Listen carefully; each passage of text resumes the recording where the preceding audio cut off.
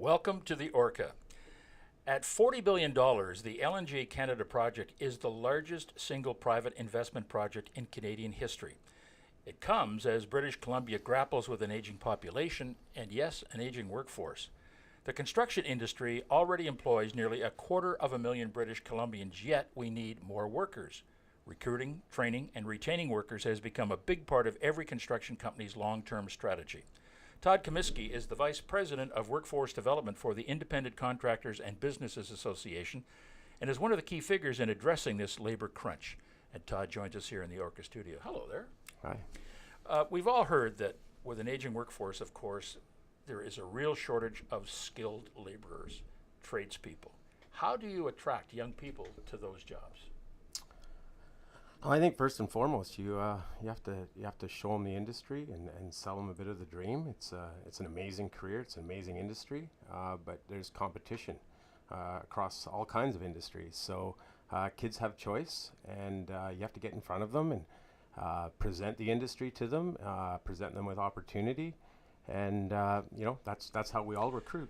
How do you combat the discussion at the family dinner table, though, where mom or dad, both of whom could be tradespeople, are telling their kids, no, you don't want to do what I did. You want to go to university. How do you fight that? Right, yeah, I fight it all the time. I'm actively talking to, we're out talking to school kids and career counselors in the schools. And yeah, that is a perception. Most of the parents think it's a dangerous trade. The construction industry is dangerous. They don't want their kids into it.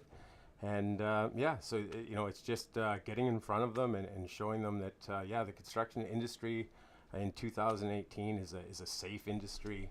It's a great industry to be part of. We build BC.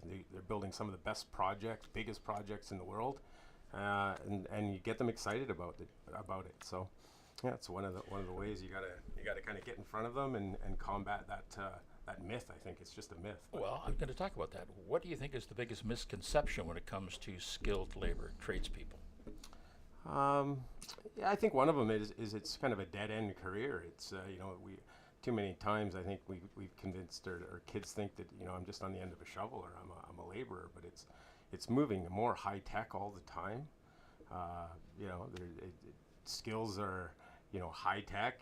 You're in demand. You start as a laborer. You move into an apprenticeship, and then there's plenty of construction company owners out there that started out as Sure. an apprentice, and now they wear suits and ties to work. So you got to kind of sell them the long-term dream.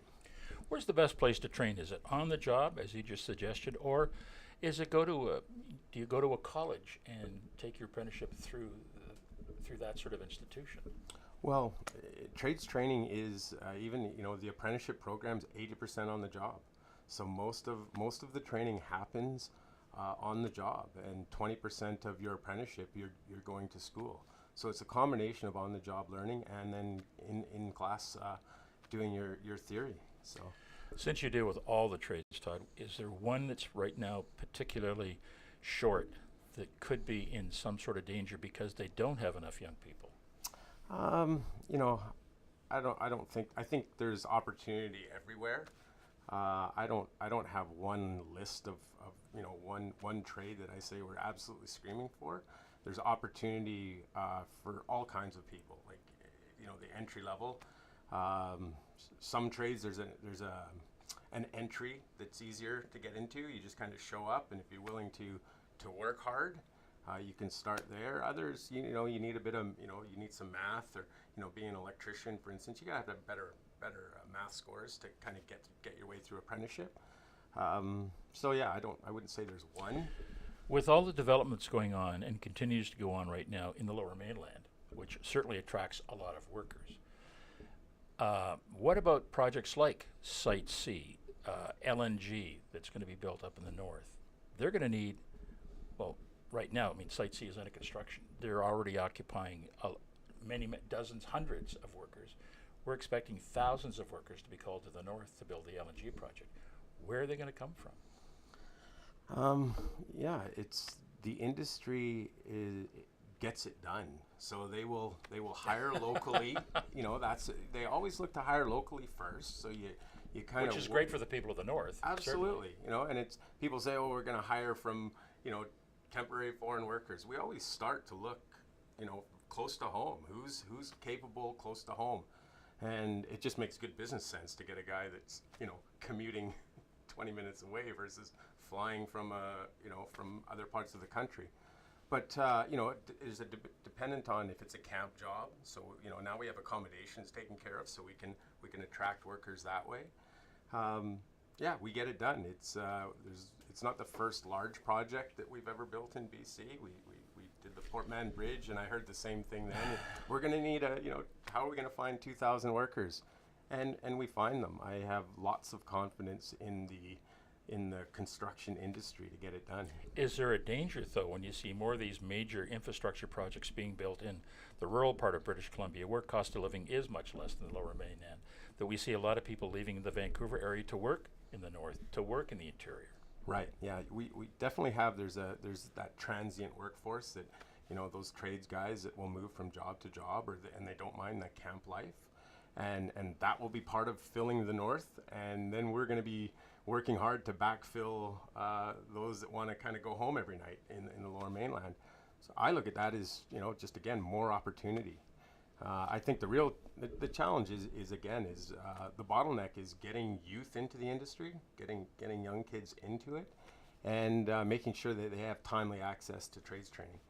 So. All right, final question. Your advice to young people. I want you to look into that camera and make the sales pitch. Tell people, young people today, why their future lies in the trades. It's a great industry. You can start into the trades, and you can move into, like, really almost any area. Construction there's salespeople, there's professional development, there's project managers. You know, you can have an amazing career, and yeah, it doesn't require you to go to school for 4 years to get a degree and then start looking for work. You can start getting paid today. So I think that's one of the big benefits of getting into trades training. Todd Cumiskey, thank you. Thank you.